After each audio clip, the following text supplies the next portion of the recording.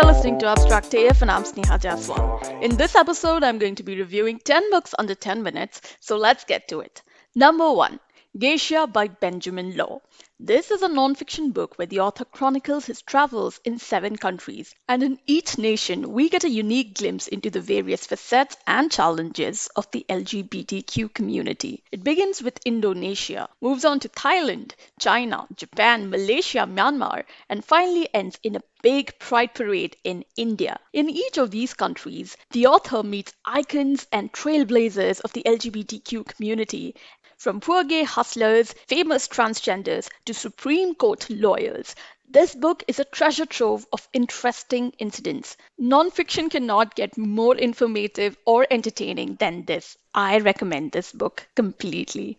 Number 2, Ayako by Osamu Tezuka. Now, this is a huge graphic novel, and the story is set in a post World War II Japan, where the country is still going through a lot of upheaval. So, the book is a bit of a roller coaster ride about a rich rural Japanese family that is so fucked up that any other word apart from the F word would be putting it mildly. Ayoko is the name of our protagonist, who we meet as a sprightly little 4-year-old. She soon becomes the victim of family politics and is forced into a life of exile as a child after becoming a primary witness to a murder. The art is very amazing, and Osamu Tezuka offers us a dark, twisted tale of family, lust, politics, and murder. While conservative readers might not appreciate some of the twists and themes in the book, it's a must have for those who do not mind some scandal in their stories.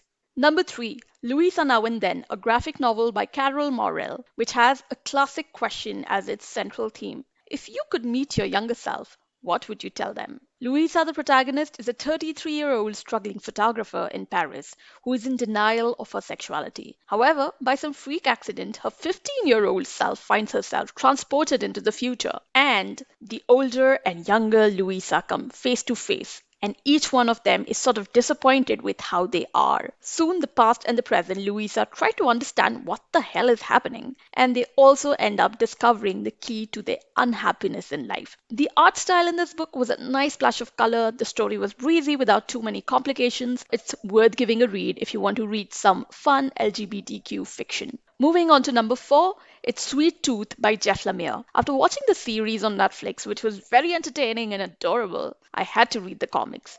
However, they are a lot darker and bloodier and gorier. It's set in a post-apocalyptic world, just like the series, where a deadly virus is killing people and humans have begun to give birth to hybrids. They are half human and half animal babies. Now, Sweet Tooth is a half-deer child who was raised in isolation by a religious father, and the story follows his adventures. The story and the characters reminded me a lot of the Walking Dead comics, and they are just as grim and gloomy, with evil people doing monstrous things. If dystopian fiction is your genre, you should definitely pick up Sweet Tooth. Number 5, Pashmina, the graphic novel by Nidhi Chanani. This book had been on my wishlist for a while, so I had some high hopes riding on the book. However, it wasn't as gripping, with a very simple story that made you feel like you were watching an old Bollywood film set in the US. The story is about Priyanka Das, who is in college, and one day she discovers a magical shawl in one of her mother's suitcases. Every time she wraps it around, she finds herself transported to India and its famous tourist spots like Taj Mahal or several of its other historical palaces. Now, the art is very cute and it reminded me of some of the Indian comic books we read as children. However, except for the magic shawl part, the story is quite boring. Also, I wasn't a fan of the religious themes in it, but it's a pretty good book for young adults. Number 6, Fierce Femmes and Notorious Liars by Kai Cheng Thom. This book is my absolute favorite read of the month. It's a surreal blend of dark realistic themes mixed with fantasy fiction elements. So you have both magical mermaids, murderous men, mystical fountains, and merciless policemen, all in the same story. Written in first person, this book is about a teen boy who runs away from home to become a girl.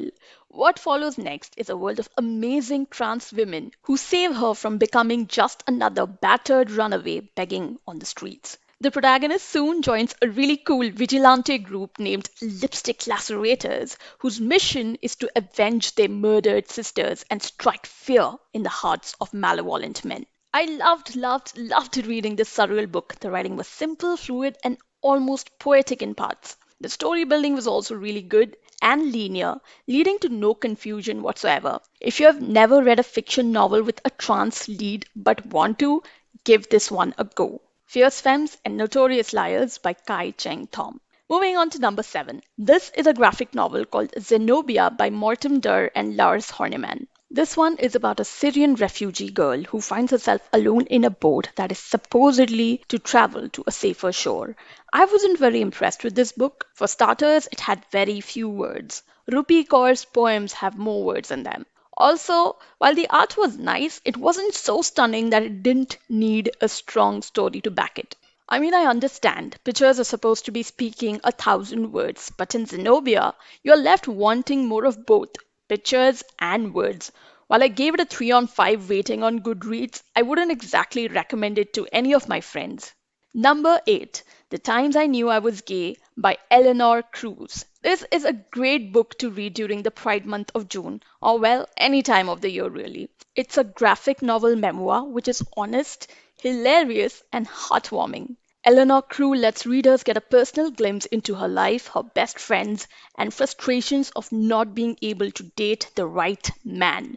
It takes her years to realize that her relationships don't last too long because she's actually not attracted to men. And even after realizing that she is gay, it takes her quite some time to accept her sexuality. I love the fact that Eleanor had a solid clique of childhood girlfriends throughout her life who are always there for her. The tone of the book is breezy, never getting too emotional, and yet is able to beautifully convey just how difficult coming out is. This one was a solid 5 on 5 for me. Number 9, Displacement, a travelogue by Lucy Knisley. Okay, I don't know how the second name is pronounced, so sorry, Lucy. Anyway, I have never been so passively stressed while reading a graphic novel. I experienced so much anxiety while reading this book that at one point I wondered out loud to myself if I'm feeling this way because of the other stuff that is happening in my life. You know, the COVID-19 pandemic, staying at home all the time, or is it because of this book? It was definitely the book. Unlike your usual happy, cheery travelogues,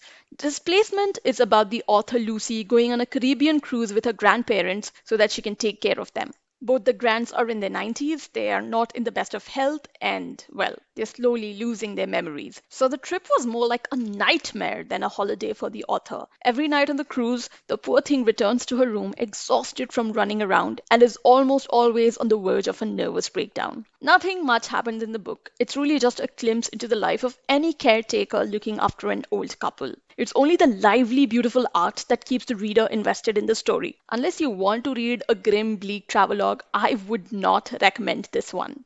And now to the last book on the list, number 10, Home by Toni Morrison. Earlier in the year, I had read Sula by the same author, and despite the lucid and beautiful writing, the plot just wasn't very interesting, and neither was the protagonist. Home, on the other hand, has a stronger story. It is about a Korean War veteran who returns back to America and is suffering from crippling PTSD. And the fact that he's black only makes things worse because he has to face a lot of racism and hostility every time he steps out. Both the language and the tale are haunting. I found myself getting slightly emotional in the very first few pages. Towards the second half, the novel gets a little less tense, and one of the strongest themes in the book is family. It's about how the protagonist is extremely protective of his sister, who gets exploited quite a lot through her life. Toni Morrison vividly portrays what it means to be a broken being looking for nothing but a place to call home at the end of the day.